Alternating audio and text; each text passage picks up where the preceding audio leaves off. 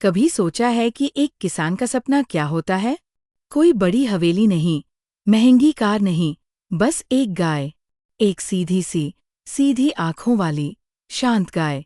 लेकिन जब उस गाय का सपना ही उसकी जिंदगी को निगलने लगे, तो वह सपना नहीं, एक तड़प बन जाती है। प्रेमचंद की गोदान ऐसी ही तड़प की कहानी है। एक किसान की, एक स्त्री की, एक इंसान की। ये कोई काल्पनिक दुनिया नहीं, ये वही भारत है जहाँ आज भी खेतों की मिट्टी में आंसू उगते हैं। ये कहानी सिर्फ होरी की नहीं है, ये हर उस आदमी की है जो जमीन से जुड़ा है, पर इंसानियत की तलाश में दिन ब दिन टूटता जा रहा है। गोदान सिर्फ एक उपन्यास नहीं, एक गूंज है।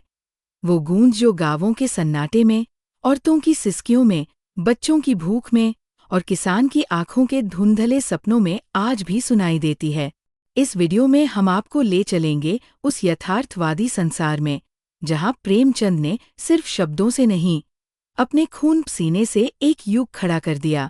गोदान की शुरुआत एक सपने से होती है, एक साधारण किसान होरी के मन में पलते उस छोटे से सपने से, जो उसके लिए किसी तीर्थ से कम नहीं।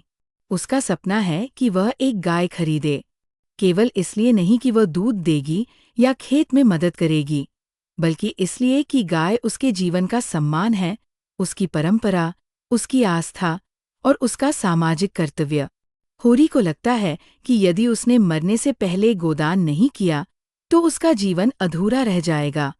लेकिन वह नहीं जानता कि एक गाय की चाहत ही उसकी जिंदगी को असंभव पीड़ाओं के मार्ग पर ले जाएगी, और यह सपना ही उसे धीरे धीरे तोड़ देगा, तन से, मन से, आत्मा से। होरी अपनी मेहनत की कमाई से 5 रुपए जुटाकर एक गाय खरीदता है। ये उसके लिए एक पर्व जैसा है, एक विजय। पूरे परिवार में खुशी की लहर दौड़ जाती है। लेकिन ये खुशी ज्यादा समय नहीं टिकती। उसका भाई हीरा, जो हमेशा से होरी से ईर्ष्या करता आया है, इस गाय को लेकर जलने लगता है। संदेह, असुरक्षा और तुच्छ स्वार्थों से घिरा हीरा एक रात गाय को जहर दे देता है।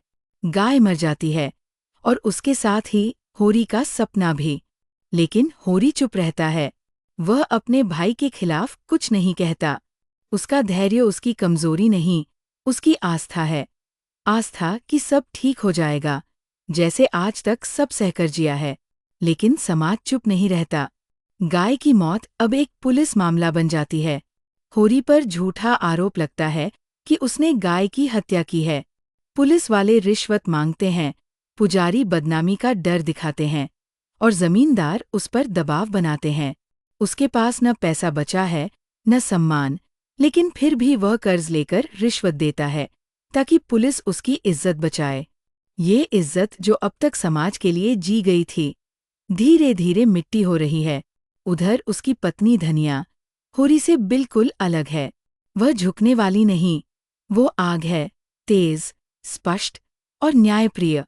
जब गांव के एक ऊंची जाति के लड़के मटादीन से एक युवती झुनिया गर्भवती होकर उनके घर आ जाती है, तब समाज उसे धिक्कारता है। लेकिन धनिया उसे घर से निकालने के बजाय उसे अपनी बेटी बना लेती है। ये वह क्षण है जब प्रेमचंद एक स्त्री की साहसी करुणा को सामने लाते हैं। धनिया जानती है कि समाज उसे अपवित्र कहेगा, लेकिन वह अपने मानवीय मूल्यों को छोड़ने के लिए तैयार नहीं होती।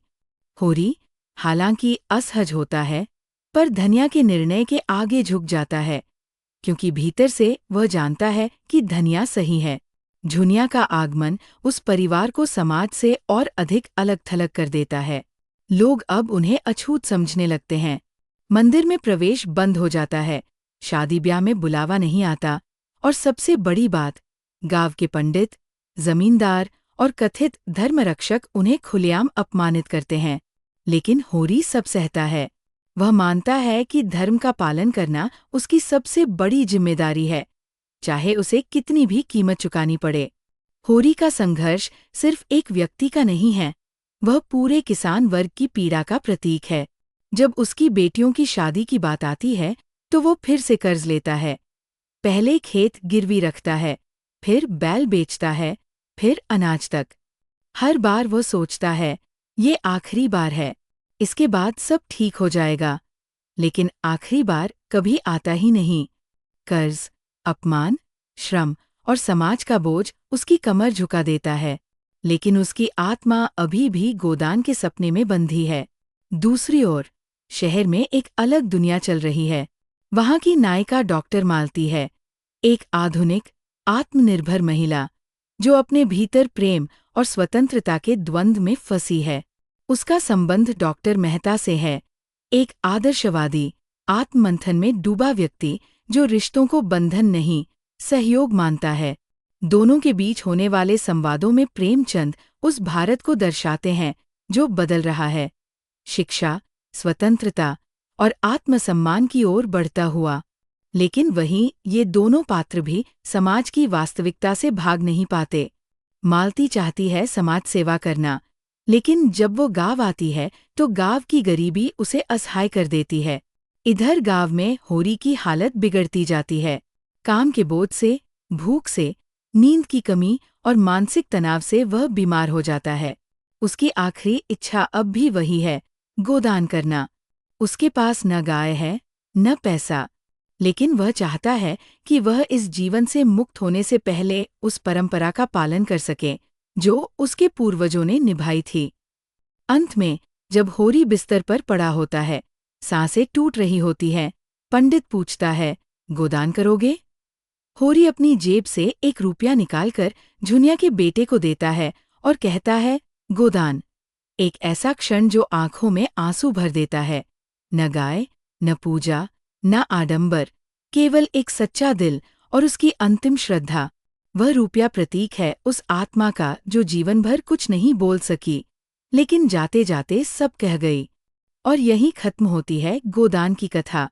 एक ऐसी कथा जो प्रेमचंद की कलम से निकली नहीं लगती, बल्कि भारत की मिट्टी से उपजी हुई लगती है। गोदान केवल होरी की कहानी नहीं है। यह उस किसान की चीख है जो हर वर्ष खेत में बोता है, लेकिन कभी नहीं काटता। यह उन औरतों की कथा है जो समाज की धूल में दबी है, पर उनकी आत्मा पर्वत सी अडिग है।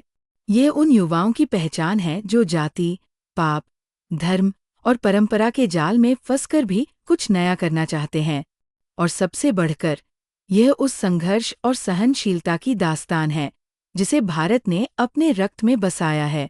जब होरी ने अपनी अंतिम सांस में 1 रुपया झुनिया के बेटे को थमाया और कहा, गोदान, तो वो सिर्फ एक किसान का आखिरी संस्कार नहीं था। वो उस युग का अंतिम संवाद था, जहाँ इंसानियत, धर्म और मेहनत सब कुछ बेबस खड़े थे। गोदान एक ऐसी कहानी है जिसे सुनकर आंखें नम होती हैं और आत्मा चुपचाप कुछ महसूस करती है, जैसे कोई अपना बिछड़ गया हो। प्रेमचंद ने इस उपन्यास में जो चित्र खींचा है, वह सिर्फ भारतीय ग्रामीण जीवन का दस्तावेज नहीं, वह भारत की आत्मा का आईना है। और इस आईने में जब हम देखते हैं तो केवल होरी नहीं दिखता, हम खुद दिखते हैं, अपने समाज की परछाई, अपने भीतर की आवाज़। यह उपन्यास खत्म नहीं होता, ये सिरा पकड़ता है आपकी सोच का और चल पड़ता है आपके भीतर। अगर आज भी हम संवेदना के नाम पर कुछ महसूस कर सकते हैं, तो गोदान जैसी कहानियाँ हमारे समय की सबसे बड़ी पूंजी है। लाइक, शेयर और सब्सक्राइब ज़रूर करें। मिलते हैं अगली वीडियो में एक और किताब के साथ।